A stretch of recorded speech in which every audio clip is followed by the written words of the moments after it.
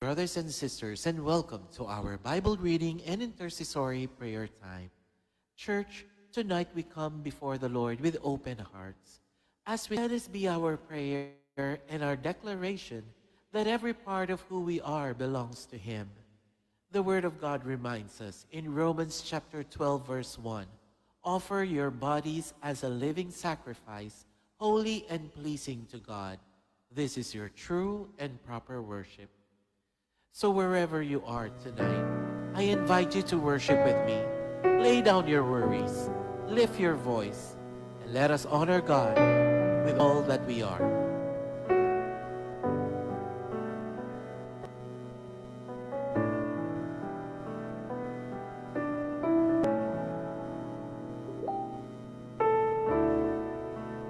Into your hands I commit again with all I am for you, Lord. You hold my world in the palm of your hand, and I am yours forever.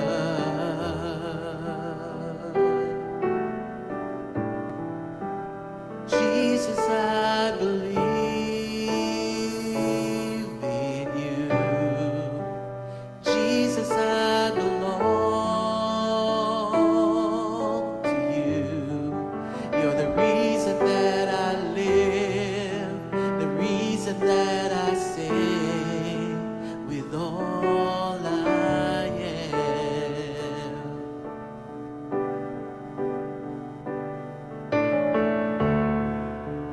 Walk with you wherever you go, through tears and joy.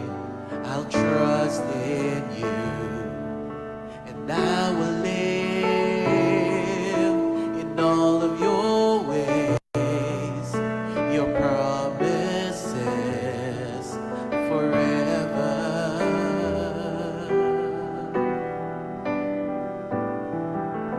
Jesus, I believe in you. Jesus, I belong to you. You're the reason that I live, the reason that I sing. Jesus, I believe in you. Jesus, I belong to you. You're the reason that I live, the reason that I sing with all I am.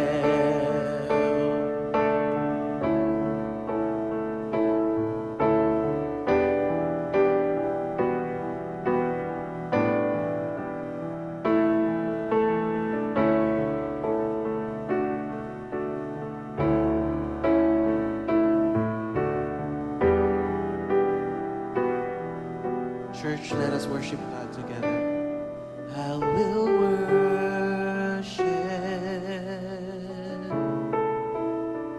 I will worship you. Sing it to God, church. I will worship. Ooh, we worship you. I will worship you. I will worship. Let it be a prayer, church.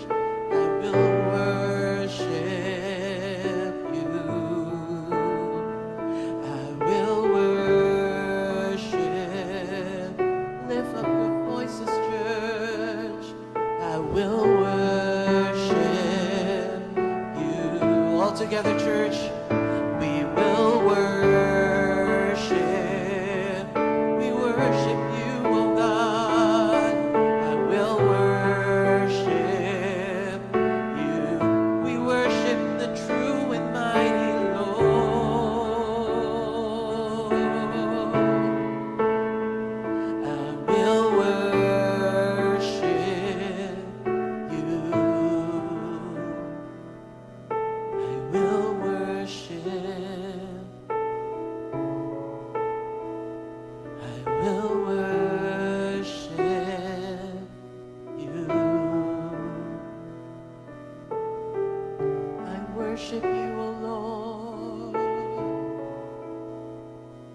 worship the true and living God.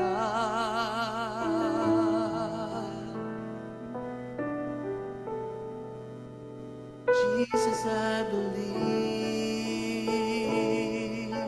in you. Jesus, I belong to you. You're the reason that I live, the reason that I sing. Jesus, I believe in you. Jesus, I belong to you. You're the reason that I live, the reason that I sing. Jesus, I believe in you. Jesus, I belong to you.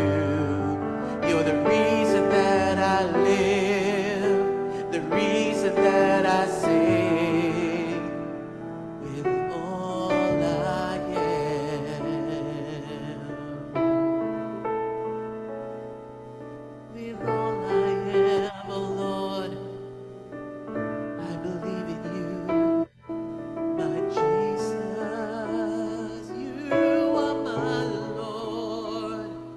With all I am, I offer to you, my Lord.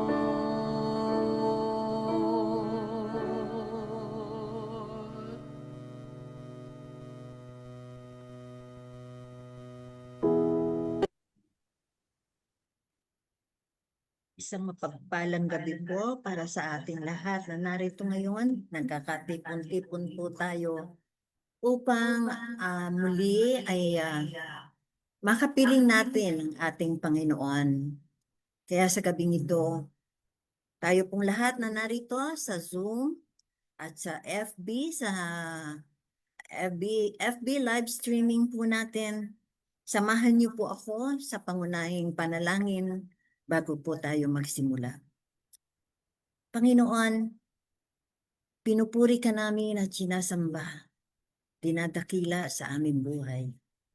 Maraming salamat po, O Diyos, na muli ay pinagtipon-tipon mo kami sa gabing ito upang mapakinggan namin muli ang iyong tinig.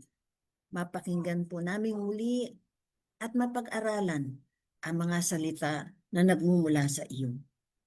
Maraming salamat, Panginoon, sa mga dinako mo sa oras na ito na makakasama po namin sa isang oras ng pagbibigay papuri at pagsamba sa iyo.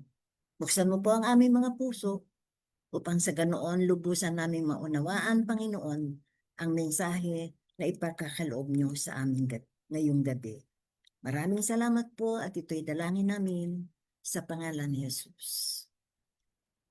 Again, a blessed evening to everyone. Tayo po ay muling, kung meron po tayong mga Bible sa ating mga tahanan, buksan po natin at tunghayan natin ang Book of Mark, chapter 7 and 8. At tayo'y pangungunahan ng ating mga kapatid na ibinigay po ang panahon nila sa atin ngayong gabi upang basahin ang dalawang chapters na ito. At tayo po ay magninilay-nilay sa mga salita ng Diyos, and let's welcome ang ating mga kapatid na siyang makakasama natin ngayong gabi.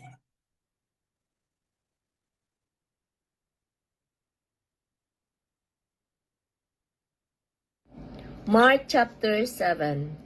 The Pharisees and some of the teachers of the law who had come from Jerusalem gathered around Jesus and saw some of his disciples eating food with hands that were unclean, that is, unwashed.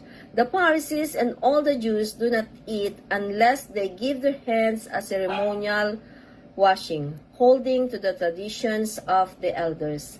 When they come from the marketplace, they do not eat unless they wash.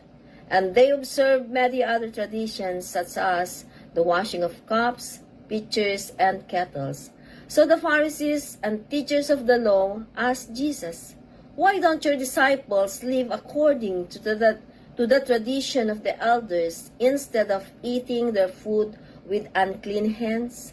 He replied, Isaiah was right when he prophesied about you, hypocrites, as it is written, These people honor me with their lips, but their hearts are far from me. They worship me in vain. Their teachings are but rules taught by men. You have to let go of the commands of God and are holding on to the traditions of men. And he said to them, You have a fine way of setting aside the commands of God in order to observe your own traditions. For Moses said, Honor your father and your mother. And anyone who curses his father or mother must be put to death. But you say that if a man says to his father or mother, Whatever help you might otherwise have received from me is korban, that is, a gift devoted to God, then you no longer let him do anything for his father or mother. Thus, you nullify the word of God by your tradition that you have handed down, and you do many things like that. Again, Jesus called the crowd to him and said, Listen to me, everyone, and understand this. Nothing outside a man can make him unclean by going into him. Rather, it is what comes out of a man that makes him unclean. After he had left the crowd and entered the house, his disciples asked him about this parable. Are you so dull? He asked. Don't you see that nothing that enters a man from the outside can make him unclean? For it doesn't go into his heart, but into his stomach, and then out of his body. In saying this, Jesus declared all foods clean. He went on, What comes out of a man is what makes him unclean. For from within, out of men's hearts, come evil thoughts, sexual immorality, theft, murder, adultery, greed, malice, deceit, lewdness, envy, slander, arrogance, and folly. All these evils come from inside and make man unclean. Jesus left that place and went to the vicinity of Tyre. He entered the house and did not want anyone to know it, yet he could not keep his presence secret. In fact, as soon as she heard about him, a woman whose little daughter was possessed by an evil spirit came and fell at his feet. The woman was a Greek born in Syrian Phoenicia. She begged Jesus to drive the demon out of her daughter. First, let the children eat all they want, he told her, for it is not right to take the children's bread and toss it to their dogs.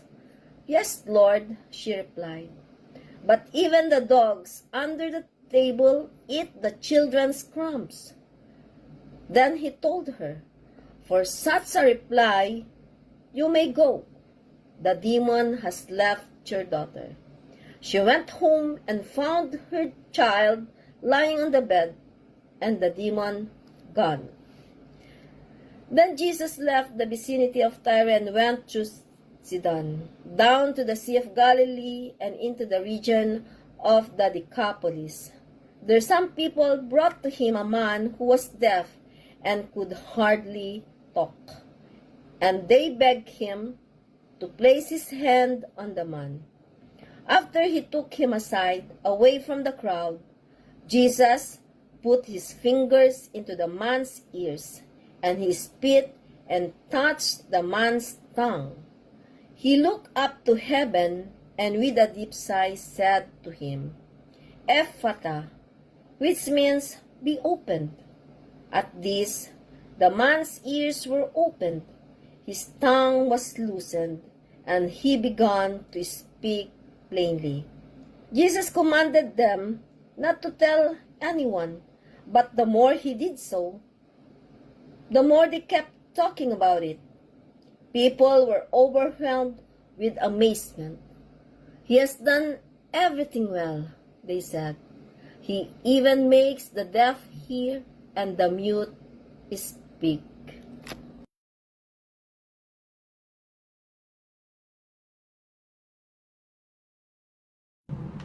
Mark chapter 8. Jesus feeds 4,000 people. Not long afterward, another large crowd came together. When the people had nothing left to eat, Jesus called the disciples to him and said, I feel sorry for these people, because they have been with me for 3 days and now have nothing to eat. If I send them home without feeding them, they will faint as they go, because some of them have come a long way. His disciples asked him, Where in this desert can anyone find enough food to feed all these people? How much bread do you have? Jesus asked. 7 loaves, they answered. He ordered the crowd to sit down on the ground. Then he took the 7 loaves, gave thanks to God, broke them, and gave them to his disciples to distribute to the crowd. And the disciples did so. They also had a few small fish. Jesus gave thanks for this and told the disciples to distribute them too. Everybody ate and had enough. There were about 4,000 people. Then the disciples took up 7 baskets full of pieces left over. Jesus sent the people away and at once got into the boat with his disciples and went to the district of Dalmanutha. The Pharisees asked for a miracle. Some Pharisees came to Jesus and started to argue with him. They wanted to trap him. So they asked him to perform a miracle to show that God approved of him. But Jesus gave a deep groan and said, Why do the people of this day ask for a miracle? No, I tell you, no such proof will be given to these people.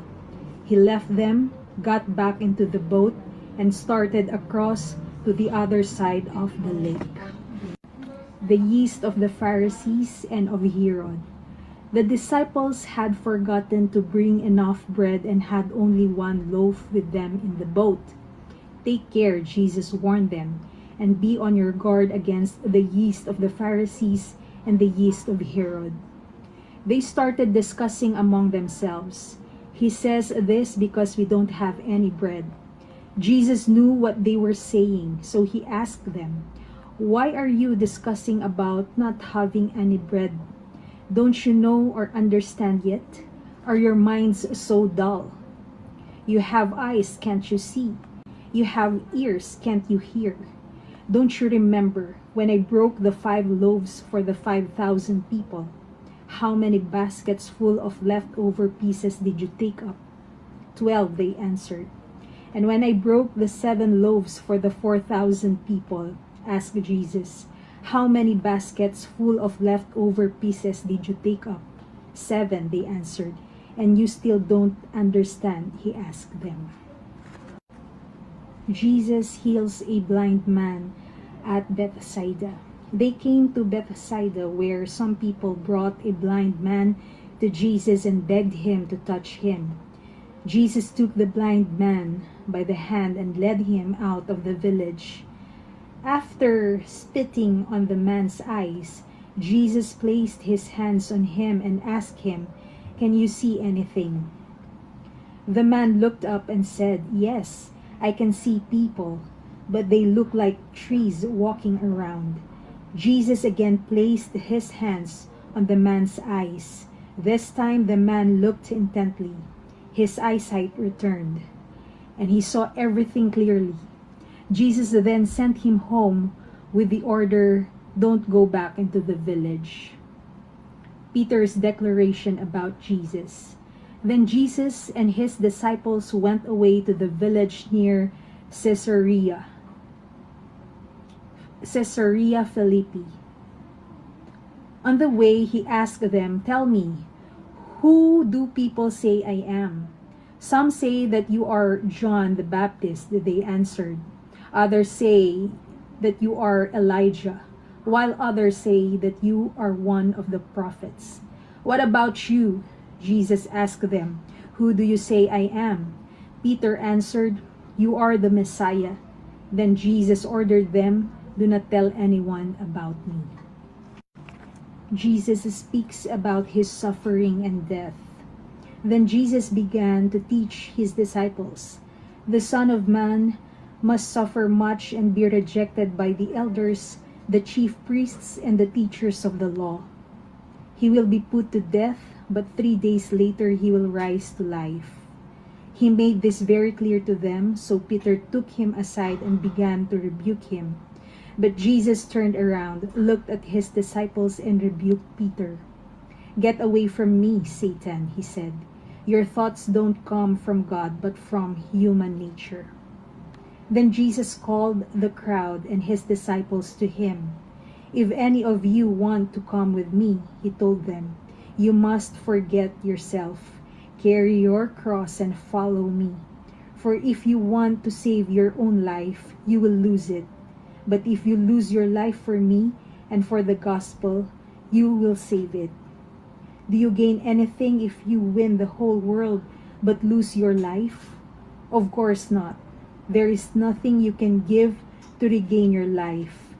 If you are ashamed of me and of my teaching in this godless and wicked day, then the Son of Man will be ashamed of you when he comes in the glory of his Father with the holy angels.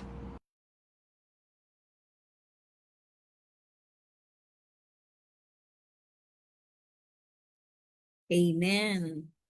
Blessed be the reading of the word of the Lord.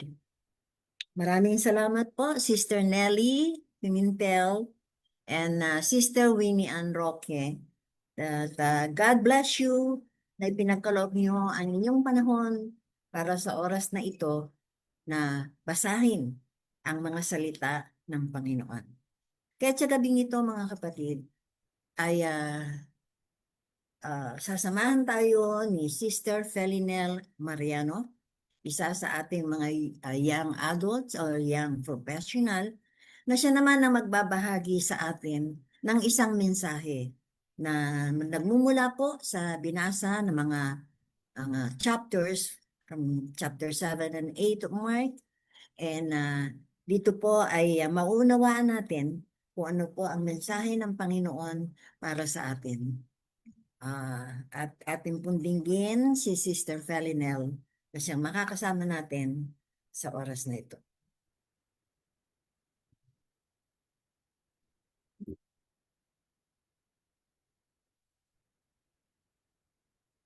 Magandang gabi po sa ating lahat and nagagalak po kami na i-welcome po ang bawat isa sa ating OPM.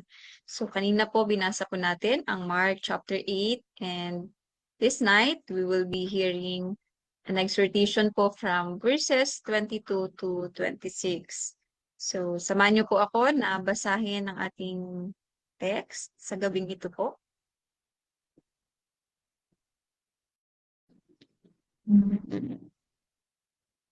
Yan, so sa may NLT version, starting from verse 22, let's read. When they arrived at Bethsaida, some people brought a blind man to Jesus, and they begged him to touch the man and heal him. Verse 23, Jesus took the blind man by the hand and led him out of the village. Then, spitting on the man's eyes, he laid his hands on him and asked, Can you see anything now? Verse 24, the man looked around. Yes, he said, I see people, but I can't see them very clearly. They look like trees walking around. Verse 25, then Jesus placed his hands on the man's eyes again, and his eyes were opened. His sight was completely restored, and he could see everything clearly. Verse 26, Jesus sent him away, saying, Don't go back into the village on your way home. We pray. Father in heaven, we thank you for this opportunity to be able to hear your message, your voice again, Lord. So we pray this night that through your Holy Spirit, you would allow us to hear you, Lord. You would open our eyes, our ears, our spiritual understanding, just how you have opened the eyes of this blind man in the story. We thank you in the mighty name of Jesus. Amen. So this is a story po of a man that is a blind man na Jesus healed. So this is a very different story of healing compared to other na healing stories we can read from the Bible. So at the start of this story, so this story is just a very short. So kung makikita po natin, 5 lang po yung verses kung saan ito nasusulat. Pero ito po yung isang kwento where I learned amazing things with this story. So, yung kwento po started when some people brought, so may mga tao pong nagdala ng isang bulag kay Jesus, and pinakiusapan po nila si Jesus na i-touch and pagalingin ang lalaking ito, ang taong ito na bulag. So, ang isa sa mga amazing and very different in this story is that we can read in verse 23. Sabi po doon na si Jesus, inalalayan niya. Kinuha niya yung blind na ito from the people that brought him, and nilid niya outside, palabas sa lugar na yun, yung taong ito. And then, sa kanya ginawa yung healing process. So, contrary po sa ibang kwento, which is we can read na there were instant healing or the healing process took place kung saan niya na-meet yung mga taong nangangailangan ng healing. But in this story, he has to lead this blind man outside the village. And take note po na the man was blind. So, he has to lead the man out of that village. And the next was the process of healing. And in this story also, we would see that it was not a one-time process. It was not an instant healing, but it was a gradual, progressive healing. And then after the healing process, there was a warning. There was an instruction that was given to this man, this now restored man, which is not to go back to that village. So he was commanded to leave behind the village. And so this night, the exhortation I have prepared is entitled, Leaving the Village Behind. So since we are entering this new year, so sabi po ni Pastor, we are not starting from zero. So it's not like restarting, but it is continuing. This year is the continuation of the past years, specifically the year 2025. So I believe that as we enter this new year, 2026, there are things that we would be needing also to leave behind. So we go to the 3 processes which I saw in this story, and let me start with the first one. So first one, Jesus separated the blind man away from the crowd. So ito po yung unang napansin ko sa kwento, no? So sabi po sa verse 23, at the start of it, Jesus took the blind man by the hand and led him out of the village. So in the story, sabi ko nga po kanina, Jesus did not perform the miracle or the healing needed right away in the center of the village, which is Bethsaida. Instead, ang ginawa niya po is inalalayan niya, sinama niya, hinawakan niya yung blind man and led him going out of that village. So take note na at first, there were people around them. There were people who brought the blind man going to Jesus, and probably because Jesus was popular at that time, he was surrounded by many people. People who may be waiting to see another miracle. Maybe people who are cheering that finally this blind man would be able to see, and probably there were also bystanders, mga nag-aabang lang ng kung anong mangyayari. And so there was a crowd. So in this story, we see that Jesus had to separate this man from the crowd. So we are unaware. I'm not sure if people followed them, but we see that there was a separation.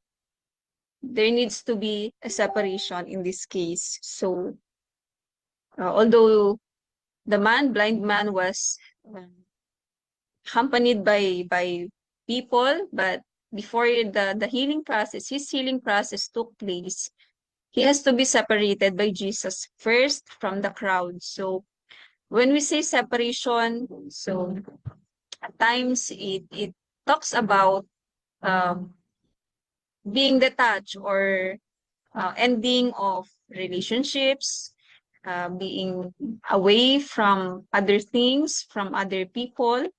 And this has to take place in the life of this blind man. So it has to be connected also from the noise. Because kung naranasan niyo pong mapunta sa lugar kung saan surrounded po kayo ng crowd, maingay po yun. So probably this process also is needed so that Jesus can talk, can speak, and he is to be heard by this man because this man cannot see him. So also, this separation has to take place so Jesus could make himself personally known by the blind man. So possibly napapakinggan na din po ng blind man na ito, ng balibalita tungkol kay Jesus. But in this manner, I believe that Jesus wanted himself to be known by this man before he performed the healing that this man needed. So next would be number 2, Jesus restored the blind man's sight. So in verses 23 to 25, we can read po the process on which Jesus, he spit on the spot on the man's eyes. So, and then he laid his hands on him, and then sa kanya po tinanong kung nakakakita ka na ba? So, the man looked around and probably he was very excited and happy and responded that, yes, I can already see, but I cannot see clearly. So, maring blurred pa po yung kanyang paningin.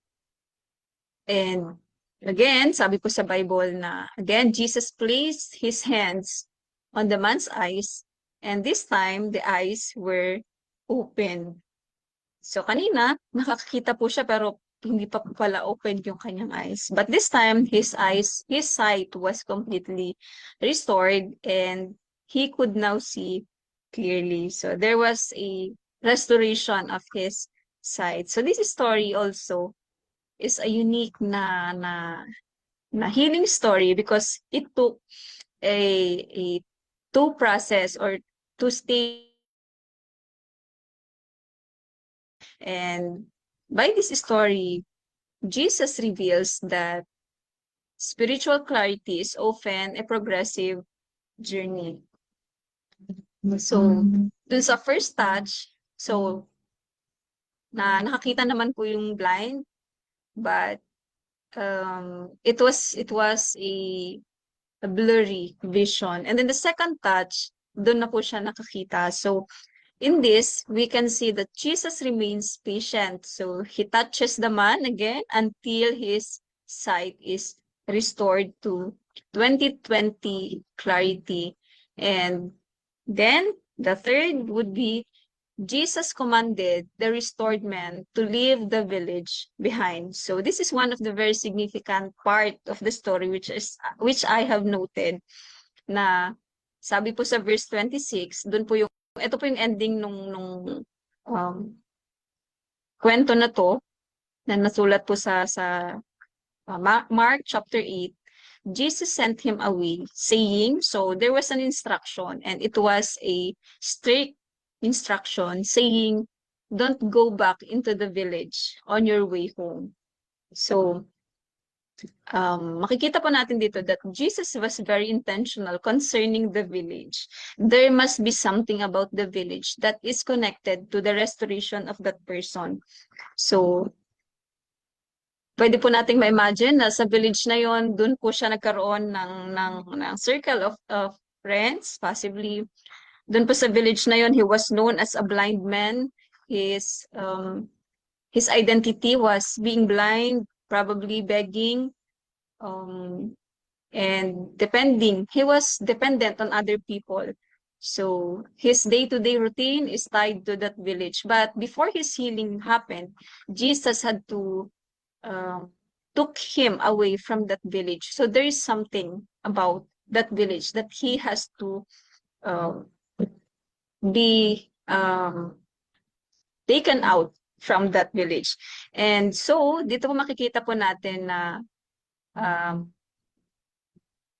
Jesus was intentional about him leaving behind his old life.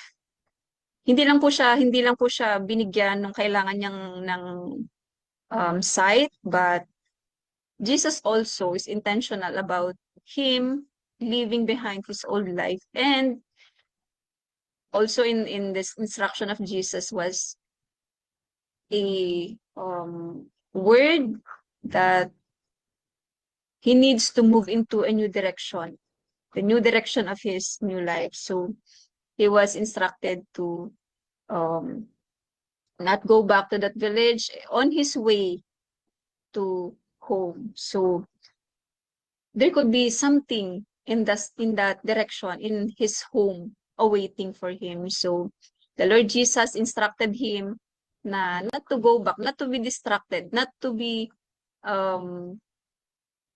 hindi siya mag-give in dun sa possibly that he would be popular when he go back to that village, but he has to go to that direction of going home. So from here, actually this story also happens after na Jesus fed another multitude of 4,000 people.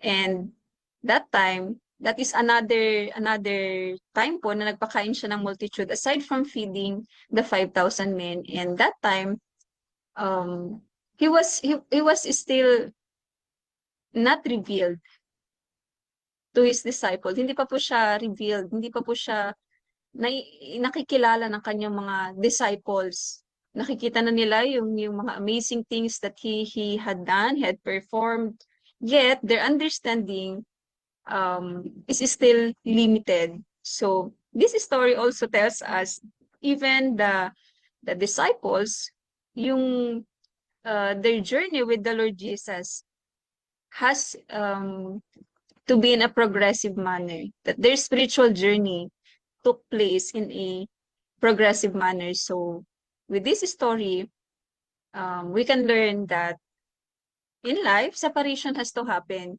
So if I am to ask each one of us, I believe na lahat po tayo, we all started our relationship with the Lord Jesus with other people involved. So possibly that our classmates, our parents, our siblings maybe, or a relative, or colleagues probably, ay involved. Possibly that they were the one who brought us to a place where Jesus is found, or we have found Jesus. And eventually, we went through this process also of separation. We went through this process. So separation has to happen. It is not to harm us, but to detach us from the crowd. So Jesus could personally reveal himself to us. So probably there were friends who introduced us. There were fellowship through a fellowship, but eventually we come to this point that we are to know the Lord Jesus on a personal way. Nagiging one-to-one na po yung journey natin. So there is a separation. There's a detachment from crowd that happens in our journey. And then next, we are to understand that our spiritual journey to spiritual restoration or clarity may happen in a progressive manner, and that it requires a personal, private walk with Him that continues until the fog is lifted and we see His face, we see His glory face to face. So sometimes, especially po siguro sa mga pastors, sa mga leaders, minsan nakaka-frustrate po seeing the people you are shepherding na as if they're not growing, no? Pero through this story, I'm reminded that our spiritual journey is progressive manner. At times, it takes years. At times, there are people na mabilisan lang po ang growth, but for some, it may take years. It is in a progressive manner. And we are to understand that din po sa concerning from this story. And then third, the Lord Jesus is intentional and committed in leading and walking with us in order for us to keep going forward and moving from precept upon precept, line upon line, and glory to glory. So, isa po ito sa mga bagay na I'm learning that the Lord is really intentional in leading us, in walking with us. So, the moment we entrusted our life to Him, the moment we received Him as our Lord and Savior, He is intentional in leading us, in guiding us, in walking with us. And with this, whatever work, whatever good work He started in us, He will make it into completion. So, kagaya po nung healing kanina, He would not leave us half-healed. It may take us second, third, fourth touch, and touch, but He would surely make every work, every good work He started into completion. Thus, for us to continue moving with Him, there may be also things, habits, people, not only bad people, but also good people, good relations, which He would need to require us to leave behind. Why? Because we are to move forward with Him.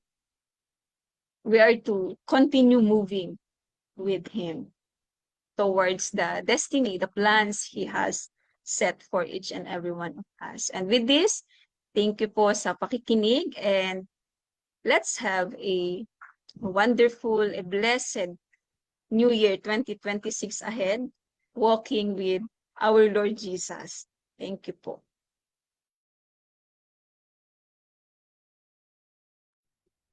Thank you, Sister Falinel. Napakaganda ng mensahe na ibinahagi mo sa amin sa gabing ito. God bless you more and more, my dear sister. Kaya narinig po natin ang tatlong mahalagang bagay na binigyan liwanag sa atin ngayong gabi sa pamamagitan ng mensahe na nagmula kay Sister Falinel. Para tayo magkaroon ng a real personal encounter with Jesus, we should be magkakaroon po ng separation. Si Jesus at tayo lamang. And then naunawaan din natin ang ating spiritual journey, it is a process. Hindi po ito mangyayari overnight. And the Lord Jesus is intentional and committed in leading and walking with us in order to keep going forward. Hindi niya po tayo iiwanan until we reach perfection in our life. Thank you so much, and hopefully tayo po ay na-bless sa mensahe ngayong gabi. And tayo po ay dadako na sa ating intercessory prayer time. 1 Timothy chapter 2 verses 1 to 2 says, I urge them, first of all, that petitions, prayers, intercessions, and thanksgiving be made for all people, for kings and all those in authority, that we may live peaceful and quiet lives in all godliness and holiness. So, my brothers and sisters, please join me and be in attitude of prayer as we pray for our nation, the Philippines. Pray for the recognition of God's sovereignty. Let's pray. Heavenly Father, we come before you today with humble hearts, acknowledging that you are the King of kings and the Lords of lords. We thank you for the gift of our nation and for the diverse people you have placed within it. Kahit sa gabing ito, Panginoon, we lift our voices in one accord, seeking your grace, your mercy, and your divine intervention. We pray for peace and unity. Lord, we ask for a spirit of unity to sweep across our land. In a world often divided by opinion, background, and belief, we pray that you would bridge the gaps that separate us. Soften our hearts that are hardened by prejudice or anger. Help us to seek the humanity in one another and to pursue the common good. We speak peace over our cities, our neighborhoods, our families, our homes. Let your love, O Lord, be the pillar that holds us together, reminding us that we are stronger when we stand as one. We pray for the spiritual awakening in the government. O Lord God, we lift up every level of government, every department, O Lord, from local councils to the highest offices of the land. Holy Spirit, we ask for a great spiritual awakening. We pray that leaders would not rely on their own understanding, but would seek your wisdom and truth.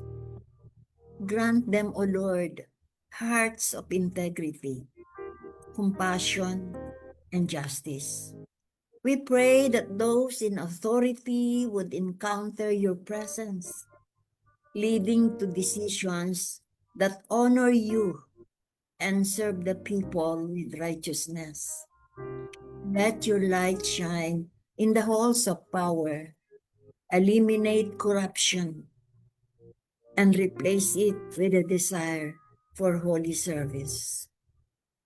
We pray for divine protection from calamities. Father, we ask for your hand of protection over our borders and our land. We know, O Lord God, that the earth and all that is in it belong to you. We pray for a shield against natural disasters, storms, floods, fires, and droughts.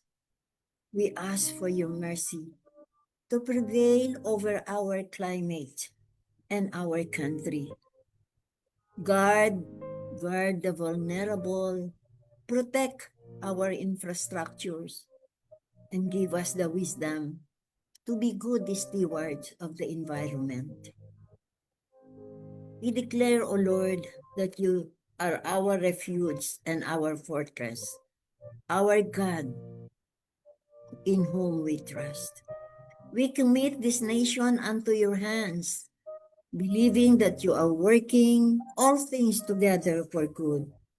May we be able to be known for our faith, our kindness, and our resilience. We thank you for hearing our prayer and for the healing that is beginning even now. In the holy name, in your holy name and powerful name we pray. Amen and amen.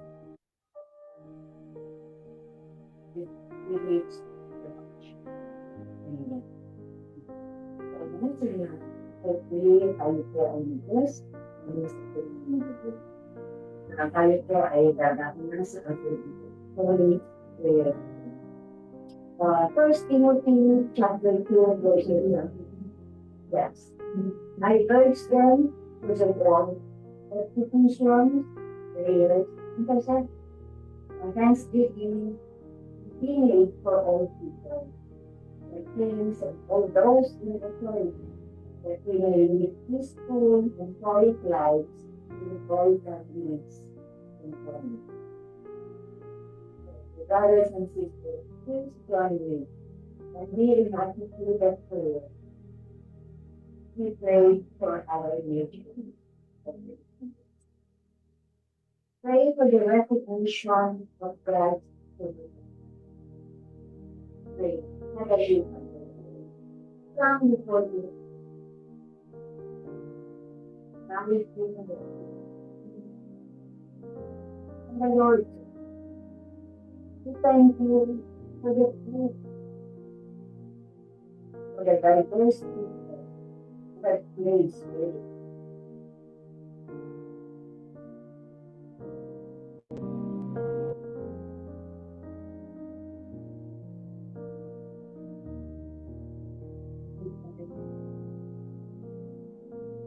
Thank you for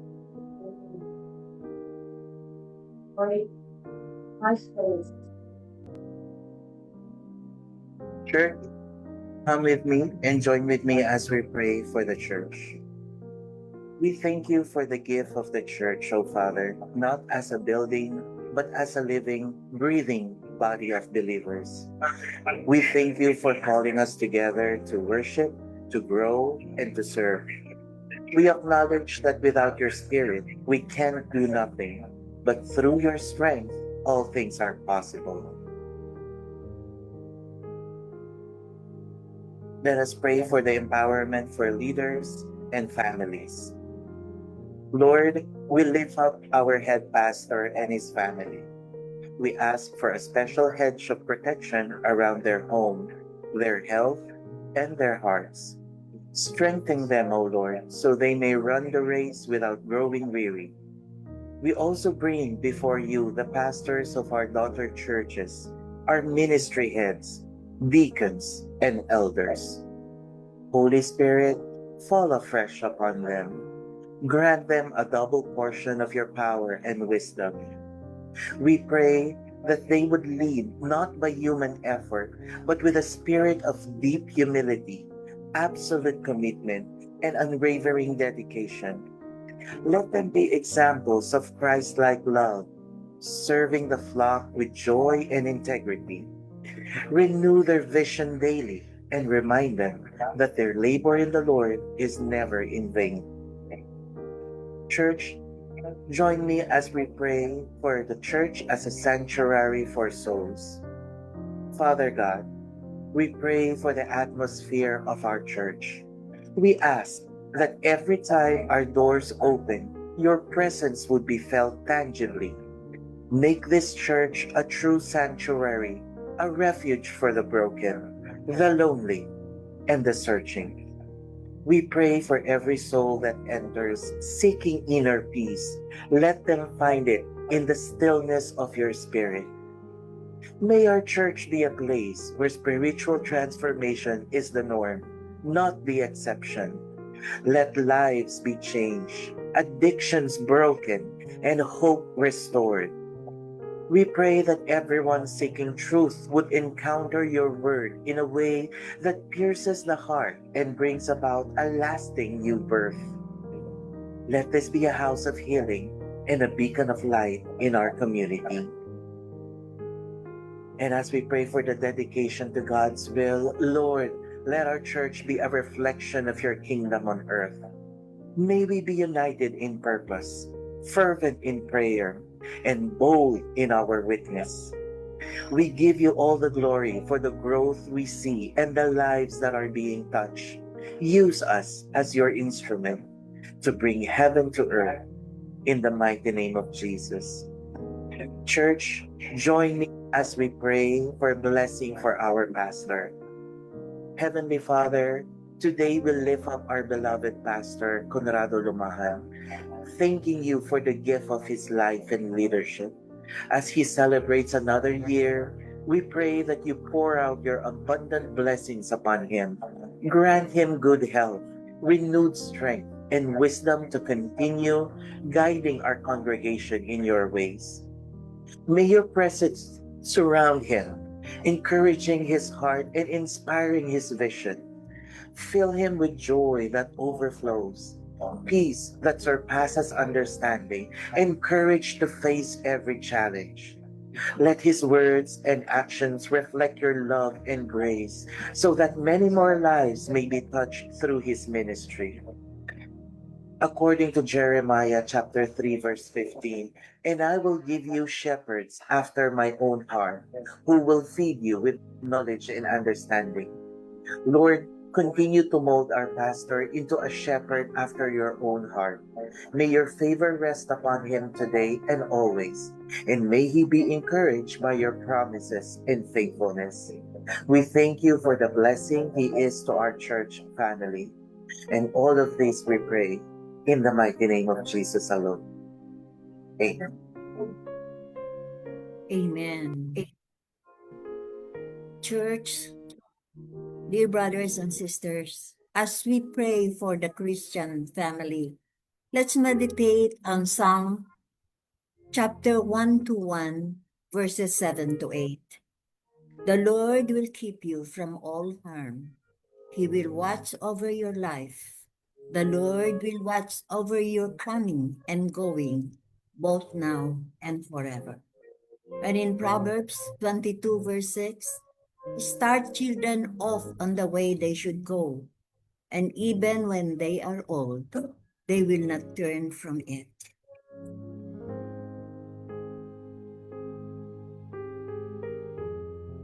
Prayer for the Christian family.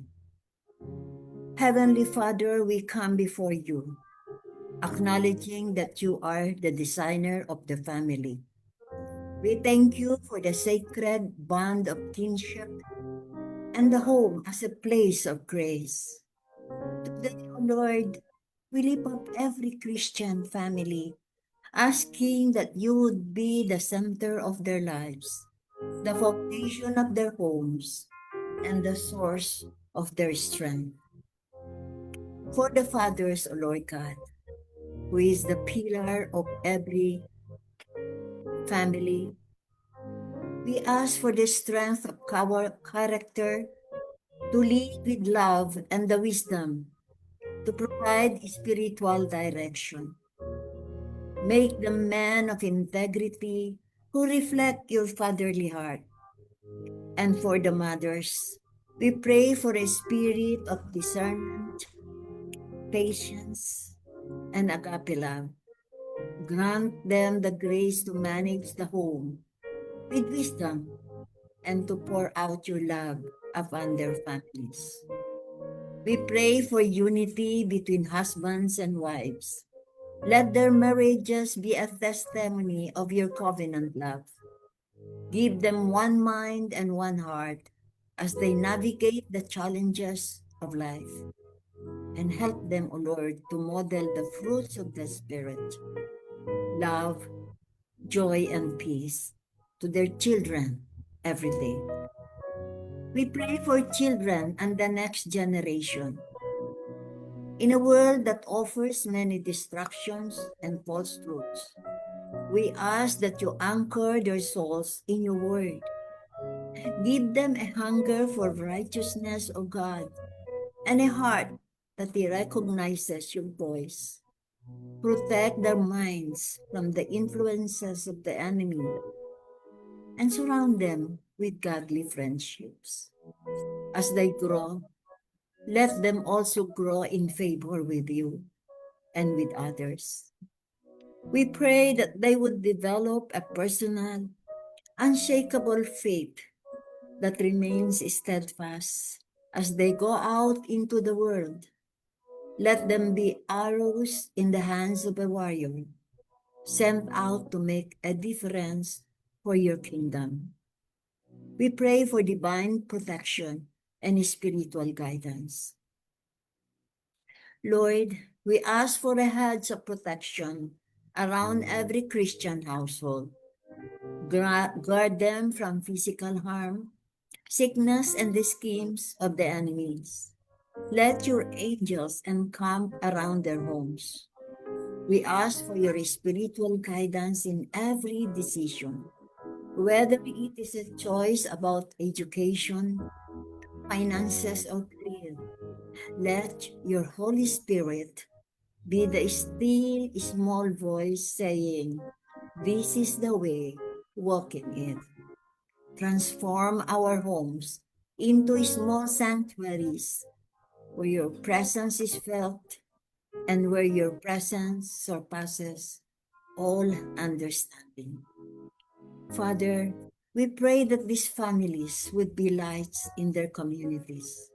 May their love for one another be a witness to the world that Jesus Christ is Lord. We thank you for the legacy of faith being built today that will last for generations to come. In Jesus' name we pray. Amen and amen.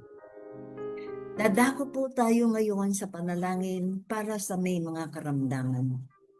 Lumapit po tayo sa ating Panginoon na may kababaang loob at idulog po natin ang ating mga mahal sa buhay, ang ating mga kababayan na sa ngayon ay nagdaranas ng matinding sakit o karamdaman.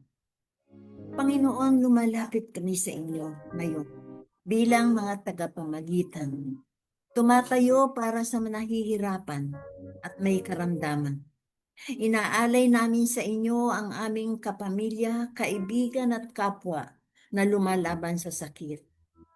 Ang mga kaibigan, ang mga taong may mga malubhang kapansanan o mga pansarili na nilang kalagayan na hindi namin nakikita, Panginoon. Kilala niyo ang bawat isa sa kanila sa pangalan at nakikita niyo ang kanilang pinagdaraanan.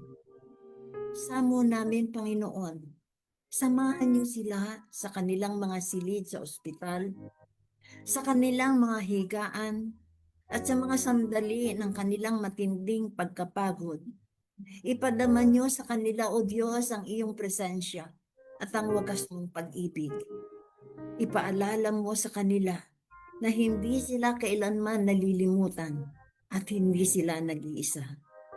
Itinataas po namin sa panalangin ang mga kapatid na nahaharap sa mga epidemya, ang mga walang sapat na kagamitang medikal, at ang mga nagdadala ng sugat ng trauma. Humihiling kami ng inyong awa para sa mga higit na nangangailangan, Panginoon. Pagkalooban niyo ng kalinga ang mga mahihina.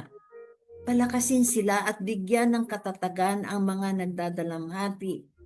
Ipinapanalangin din namin ang mga kamay na nagpapagaling, ang mga doktor, Panginoon, ang mga nurses, at ang mga nag-aalaga.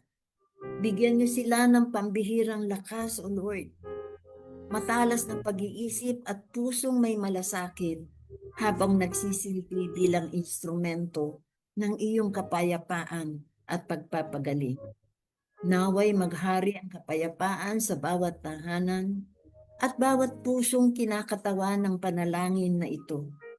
Nagpapasalamat kami sa inyo, Panginoon, para sa mga patutuo ng iyong katapatan at sa lakas na nabubuo sa gitna ng pagsubok. Pinagkakatiwala namin ang lahat ng buhay na ito sa inyong mapagmahal na kamay. Naniniwalang sa iyong kapangyarihan na ikaw ang nagpapagaling at ang pagpapagaling na yan ay higit pa sa anumang karamdaman. Amen. Sa ating pangwakas na panalangin, Amang mapagmahal, kami ay nagpapasalamat sa pagkakataong ito na magkaisa sa panalangin para sa aming mga kapatid na may karamdaman. Maraming salamat dahil naniniwala kaming narinig mo ang bawat bulong ng aming mga puso at ang bawat patak ng aming mga mata. At sa aming paghihiwalay sa gabing ito, baunin nawa namin ang alab ng pananampalataya. Huwag hayaang mawala ang aming malasakit sa isa't isa. Patuloy mong palakasin, Panginoon, ang aming loob na maging daluyan ng iyong pag-ibig at kagalingan sa mundong ito. Pinagkakatiwala namin sa iyo ang lahat ng aming ipinanalangin. Taglay ang pag-asang iyong kalooban ang siyang maghahari. At ngayon mga kapatid, tanggapin natin ang pagpapala ng Panginoon. Pagpalain ka ng Panginoon at ingatan ka. Pagliwanagin ng Panginoon ang kanyang mukha sa iyo at mahapag sa iyo. Ilingon ng Panginoon ang kanyang mukha sa iyo at bigyan ka ng kapayapaan. Nawa ang biyaya ng ating Panginoon, Jesucristo, ang pag-ibig ng Diyos Ama, at ang nakikipag-isa na Espiritu Santo ay manahan sa ating lahat ngayon at magpakailanman. Amen and amen. Amen. Maraming salamat po, pagpalain ng bawat isa, at nawa sa susunod na linggo muli tayong magkasama-sama upang makinig sa salita ng Diyos, tanggapin ang kanyang mensahe at manalangin para sa mga nangangailangan. Thank you, good night, and God bless everyone. God bless po, Stora. God bless.